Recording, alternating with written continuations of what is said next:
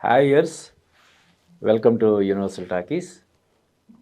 సినిమాని మార్కెటింగ్ చేయడంలో మన ఎస్ఎస్ రాజమౌళి ఎంత సిద్ధహస్తుడో మనందరికీ తెలిసినటువంటి విషయం. అంటే అతను సినిమాని ఎలాగైతే చెక్కి ఒక అద్భుతమైనటువంటి ఒక కళాఖండంగా తీర్చిదిద్దుతాడో, తీసిన సినిమానే కాదు, తీయబోయే సినిమాని మార్కెటింగ్ చేయడంలో కూడా అతన్ని మించినటువంటి దర్శకుడు మన ఇండియాలోనే కాదు, వరల్డ్‌లోనే ఎవరు లేరని చెప్పొచ్చు. అంటే అంత అద్భుతమైనటువంటి స్ట్రాటజీ తోటి అతను ముందుకెళ్తుంటాడు. ఇప్పుడు ఉదాహరణకి 'వారణాసి' అనే టైటిల్ అనౌన్స్‌మెంట్ గురించి చేసినటువంటి ఈవెంట్ ఏ రేంజ్‌లో సక్సెస్ అయిందో మనం చూసాం. అంటే ఒక ఓన్లీ టైటిల్ అనౌన్స్‌మెంట్‌కి సంబంధించినటువంటి ఈవెంట్‌ని దాదాపుగా 15,00,00,000 ఖర్చు పెట్టి చేశాడని చెప్పి మనకి సమాచారం. ఆఫ్‌కోర్స్ అంటే ఆ ఈవెంట్ ద్వారా మళ్ళీ ఆ స్ట్రీమింగ్ రైట్స్ ద్వారా 30,00,00,000 సంపాదించాడని కూడా చెప్తున్నారు. అంటే 15,00,00,000 ఖర్చు పెట్టి ఓ 15,00,00,000 నిర్మాతకి ఆల్రెడీ లాభం తెచ్చిపెట్టాడు. ముఖ్యంగా ఆ ఈవెంట్ ద్వారా ఆ సినిమాకి జరిగినటువంటి ప్రచారం అయితే దాదాపుగా ఒక 150,00,00,000 విలువ చేసే ప్రచారం ఉంటది. ప్రపంచవ్యాప్తంగా అంటే ఒకటి ఆ టైటిల్ 'వారణాసి' అనే టైటిల్.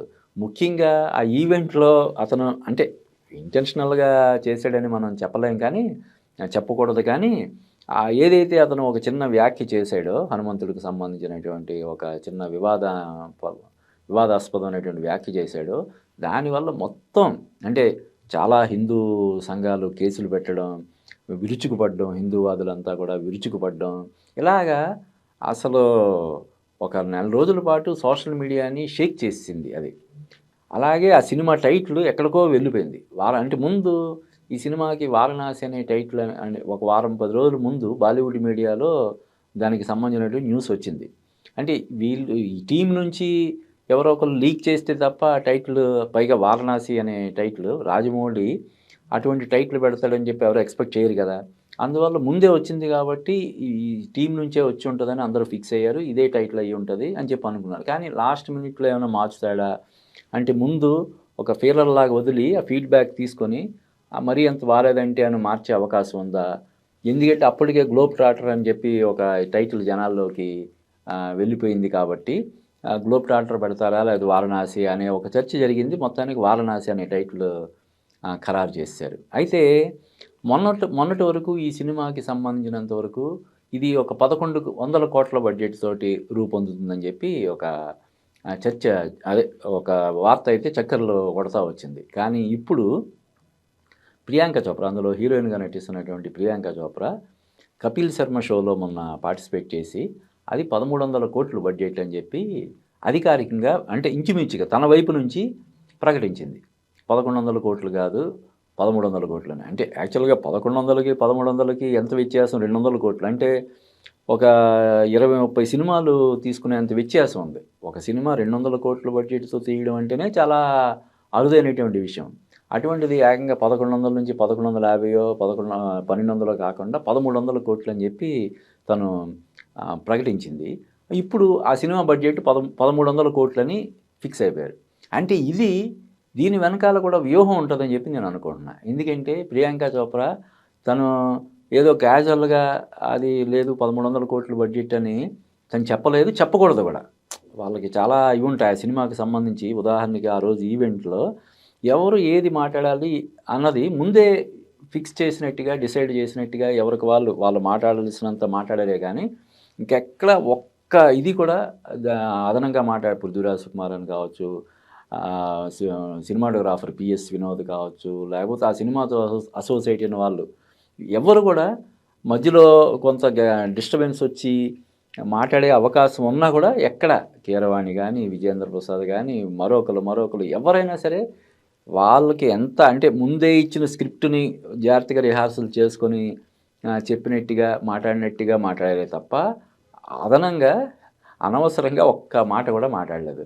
కాబట్టి ఇప్పుడు రాజమౌళి పర్మిషన్ లేకుండా, రాజమౌళి గ్రీన్ సిగ్నల్ ఇవ్వకుండా ఈ సినిమా 1,100,00,00,000 కాదు 1,300,00,000 బడ్జెట్ అని చెప్పిందంటే ఖచ్చితంగా దాని వెనకాల వీళ్ళు అంటే ఇలాగ పార్టిసిపేట్ చేస్తున్నాను షోలో. ఈ సినిమా బడ్జెట్ గురించి ఏం చెప్పొచ్చు ఏంటి అంటే వాళ్ళు ఇంత చెప్పు అని చెప్తేనే తను చెప్పు ఉంటుంది. అఫ్‌కోర్స్ అంటే సినిమా బడ్జెట్ కూడా పెరిగుండొచ్చు. నిర్మాణ వ్యయం అనేది కూడా కొంచెం పెరుగుతా ఉంటది కాబట్టి ముందుగానే అన్‌ఫోర్‌సీన్ ఎక్స్‌పెన్సెస్ అని చెప్పి ఒక 50,00,00,000 100,00,00,000 వేసుకున్నా కూడా ఇంత భారీ బడ్జెట్ సినిమాకి 200,00,00,000 పెరగడం అనేది పెద్దగా మరి ఇదేం కాదు. కానీ అంటే దీన్ని అంటే ఈ దేశ ఇప్పుడు 'కపిల్ శర్మ' షోకి ఉన్నటువంటి పాపులారిటీ గురించి మనం ప్రత్యేకించి చెప్పాల్సినటువంటి అవసరం లేదు. అతని షోని కోట్లాది మంది చూస్తుంటారు. అతను ఆహ్, ఇదే ఇన్‌కమ్ టాక్సే సంవత్సరానికి దాదాపుగా ఒక 20, 30 కోట్లు ఇన్‌కమ్ టాక్స్ కడుతుంటాడు. అంటే ఆ రేంజ్‌లో అతనికి ఇన్‌కమ్ ఉంటది. ఓన్లీ ఈ షోది మధ్య మధ్యలో ఏదైనా చిన్న చిన్న ఎండార్స్‌మెంట్స్ చేస్తుంటాడు. లేకపోతే 1, 2 సినిమాలు చేస్తాడు. కానీ బేసిక్‌గా అతని మేజర్ ఇన్‌కమ్ సోర్స్ ఇదే.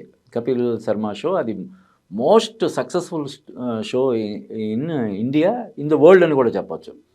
కోట్లాది మంది ఆ షోని చూస్తుంటారు. దాని వెనకాల అంత అద్భుతంగా కూడా వాళ్ళు దాన్ని ప్రోగ్రామ్ డిజైన్ చేస్తుంటారు. నేను కూడా ఆ షోని రెగ్యులర్‌గా బిట్స్ కింద మన సోషల్ మీడియాలో సర్క్యులేట్ అవుతుంటది. దాన్ని నేను ఖచ్చితంగా చూస్తాను. అంత బావుంటది. అంటే ఒక ఎడిక్షన్ లాంటి ప్రోగ్రామ్. ఆ ప్రోగ్రామ్‌లో పార్టిసిపేట్ చేసినటువంటి ప్రియాంక చోప్రా ఈ సినిమా బడ్జెట్ 1,300,00,00,000 ప్రకటించింది. అఫ్‌కోర్స్ అంటే ఈ సినిమా ఇప్పుడు 1,300,00,00,000 అంటే రెమ్యునరేషన్‌లే ఉంటాయి సగం. ఇప్పుడు ఉదాహరణకి 'మహేష్ బాబు' 'గుంటూరు కారం' వచ్చి 2 ఇయర్స్ అయిపోతుంది. ఇప్పటివరకు సినిమా లేదు. నెక్స్ట్ ఇంకో 2026లో కూడా ఈ సినిమా రాదు. 27లో వస్తది. 27 సమ్మర్‌లో. అప్పటి వరకు వేరే సినిమా చేయకూడదు.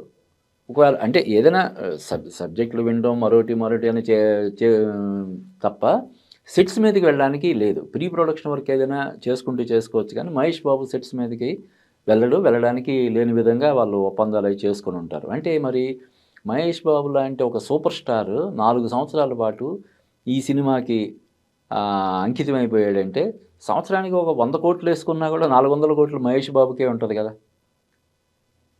సంవత్సరానికి ఒక సినిమానే చేశాడు అనుకుంటే కూడా మరి ఖచ్చితంగా ఒక 100,00,00,000 అయితే మహేష్ బాబుకి ఉంటది కాబట్టి మహేష్ బాబు ఖాతాలో అంటే డైరెక్ట్‌గా రెమ్యునరేషన్ పరంగా కాకపోయినా రేపొచ్చే లాభాల్లో నుంచైనా మహేష్ బాబుకైతే ఒక 400,00,00,000 ఇవ్వాల్సినటువంటి ఇది ఉంటది. అఫ్‌కోర్స్ రెమ్యునరేషన్ పరంగా బహుశా ఒక 200,00,00,000 అయితే ఖచ్చితంగా ఉంటది. సో, మహేష్ బాబుకు 200,00,00,000 రెమ్యునరేషను. ఇక రాజమౌళి సినిమా 'ట్రిపుల్ ఆర్' వచ్చి ఆల్రెడీ 3 ఏళ్ళు అయిపోతుంది. మళ్ళీ ఇంకో 2 ఏళ్ల వరకు సినిమా లేదు. 5 ఏళ్ళు. ఆయన సంవత్సరానికి ఒక సినిమా చేసుకున్నా కూడా సినిమా కేవలం 100,00,00,000 ఇప్పుడు 'అట్లీ' లాంటి డైరెక్టరే సినిమాకి 100,00,00,000 రెమ్యునరేషన్ అని చెప్పి అఫీషియల్‌గా అనౌన్స్ చేసుకుంటున్నాడు. మరి రాజమౌళి లాంటి డైరెక్టర్ 150,00,00,000 అన్నా కూడా ఇస్తారు కదా! మరి 100,00,00,000 యేసుకుంటే కూడా 5 సంవత్సరాలకి రాజమౌళికి 500,00,00,000. కానీ ఈ అది కూడా రాజమౌళికి కూడా ప్రాఫిట్ షేరింగ్‌లో ఇస్తారు. రెమ్యునరేషన్ అంత ఉండదు అనుకుంటే కూడా కనీసం 200,00,00,000 అయితే రాజమౌళికి కూడా ఉంటది. సో, మహేష్ బాబుకి 200,00,00,000 రాజమౌళికి 200,00,00,000 అంటే 400,00,00,000 అక్కడే అయిపోయింది. ప్రియాంక చోప్రాకి 30,00,00,000 అని చెప్పి ప్రచారం జరుగుతుంది. అలాగే 'పృథ్వీరాజ్ సుకుమారన్‌కి ఒక 10, 15,00,00,000 ఈజీగా ఉంటది. మరి కీరవాణికి ఇప్పుడు 'అనిరుద్' 15,00,00,000 రెమ్యునరేషన్ అని చెప్పి అంటున్నారు. Tamil music director Anirudh. Even మన 'అఖండ' సినిమాకి తమన్‌కి 8,00,00,000 రెమ్యునరేషన్ ఇచ్చారని చెప్పి అంటున్నారు. 'దేవిశ్రీ ప్రసాద్' వీళ్ళందరూ కూడా ఆ రేంజ్‌లోనే 8, 10 ఆ రేంజ్‌లో తీసుకుంటున్నారని చెప్తున్నారు. అటువంటిది మరి కీరవాణి ఈ సినిమాకి కేవలం మ్యూజిక్ డైరెక్టర్‌గానే కాకుండా అతను క్రియేటివ్ డైరెక్టర్‌గా కూడా వ వర్క్ చేస్తుంటాడు. అంటే రాజమౌళికి ఒక కుడి భుజంలాగా తను ఉంటాడు. కథనాల విషయాల్లో కూడా ఇన్వాల్వ్ అవుతాడు. ఇక రాజమౌళి సినిమాలన్నిటిలో కూడా కీలక పాత్ర పోషిస్తుంటది మ్యూజిక్. రాజమౌళి మొదటి సినిమా 'స్టూడెంట్ నంబర్ 1' దగ్గర నుంచి ఇప్పుడు 'వారణాసి' వరకు కూడా అన్ని సినిమాలకి మ్యూజిక్ డైరెక్టర్ కీరవాణి. మరి కీరవాణికి రెమ్యునరేషన్ కనీసం ఒక 20,00,00,000 మనం వేసుకోవాల్సి ఉంటది. ఇలాగా రెమ్యునరేషన్‌లే ఒక 600, 700,00,00,000 రెమ్యునరేషన్‌లు అయిపోతాయి. అంటే ఈ రేంజ్‌లో వీళ్ళకి రెమ్యునరేషన్‌లు ఇచ్చినప్పుడు మిగతా ఇప్పుడు 'పిఎస్ వినోద్' సినిమాటోగ్రాఫర్ ఉన్నాడు. 'ఎస్ గోపాల్ రెడ్డి', 'పిఎస్ వినోద్ ఇద్దరు దీనికి సినిమాటోగ్రాఫర్స్. అంటే 'ఎస్ గోపాల్ రెడ్డి' యాక్చువల్‌గా ఈ 'దుర్గా ఆర్ట్స్‌లో ఆయన వన్ ఆఫ్ ది పార్ట్నర్స్. అంటే doctor KL Narayana, 'S Gopal Reddy' ఇద్దరు కూడా 'దుర్గా ఆర్ట్స్' అంటే వీళ్ళిద్దరూ ఉంటారు. ముందు నుంచి అంతకుముందు 'క్షణం' దగ్గర నుంచి వాళ్ళు తీసిన ప్రతి సినిమా కూడా వీళ్ళిద్దరూ భాగస్వాములు. ఈయన బేసిక్‌గా ఎంత గొప్ప సినిమాటోగ్రాఫరో మనకు తెలిసిందే కాబట్టి 'ఎస్ గోపాల్ రెడ్డి' ఆయన కూడా ఈ సినిమాకి సినిమాటోగ్రాఫరు. 'PS Vinod' cinematographer. మరి వాళ్ళకి కూడా అంటే సెంథిల్ అంటే రాజమౌళి సినిమాల్లో 1, 2 సినిమాలకి మినహాయిస్తే మొదట తీసిన సినిమాలు పక్కన పెట్టి తర్వాత వచ్చిన 'మగధీర' కావచ్చు, లేకపోతే 'బాహుబలి' కావచ్చు, 'ట్రిపుల్ ఆర్' ఈ సినిమాలన్నిటికి కూడా సెంథిల్.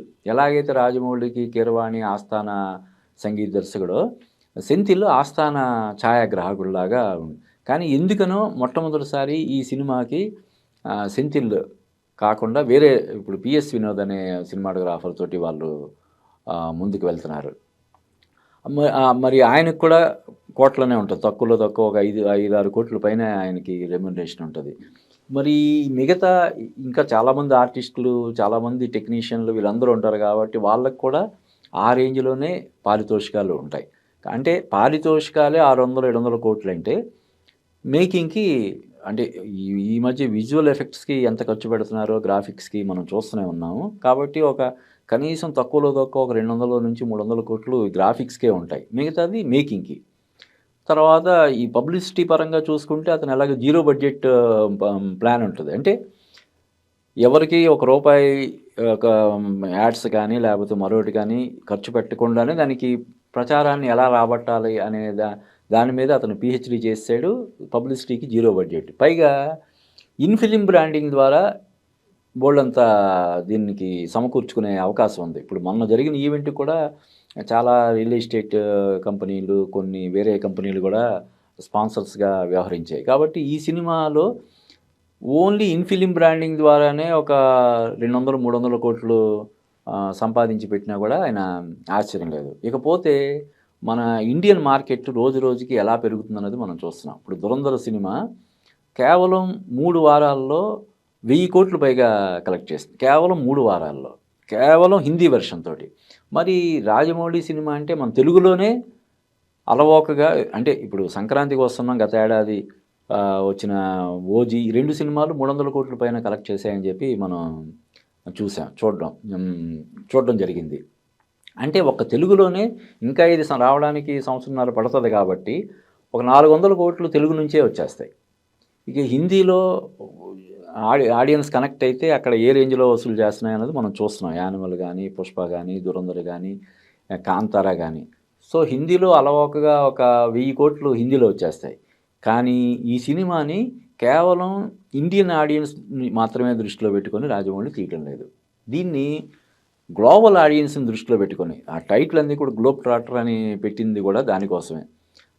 గ్లోబల్ ఆడియన్స్‌ని దృష్టిలో పెట్టుకొని తీస్తున్న సినిమా కాబట్టి 1300 కోట్లతో బడ్జెట్‌తో తీస్తున్న ఈ సినిమా 13,000 కోట్లు వసూలు చేసినా కూడా ఆశ్చర్యపోవాల్సినటువంటి అవసరం లేదు.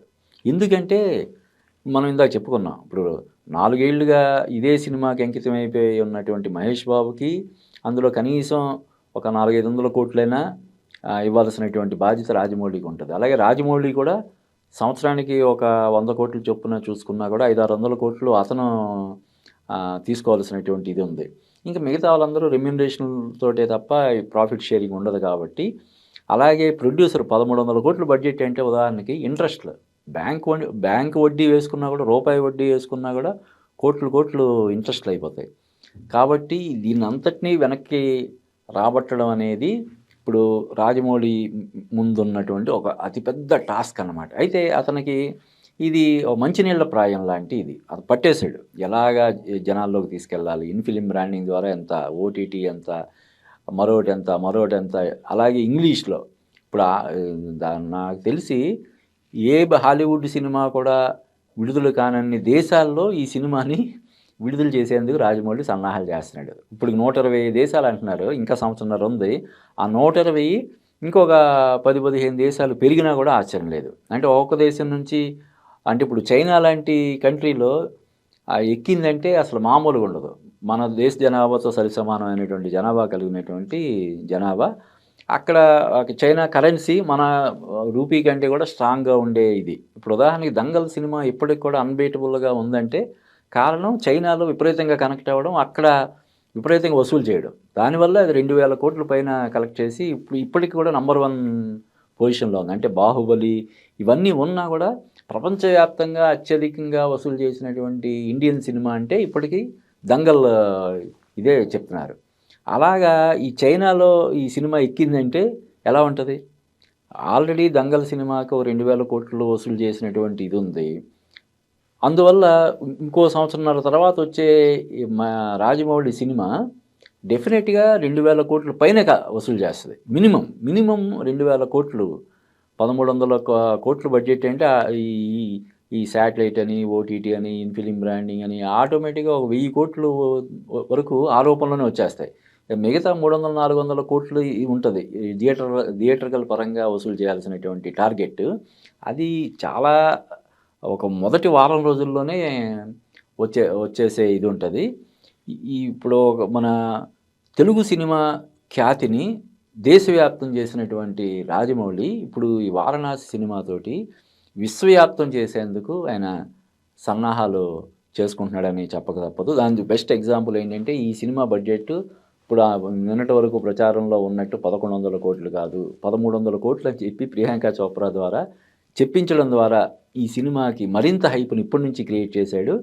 మొన్న జరిగినటువంటి ఈవెంట్ తాలూకు క్లిప్పింగ్స్ ఇప్పటికి కూడా సోషల్ మీడియాలో హల్చల్ చేస్తూనే ఉన్నాయి.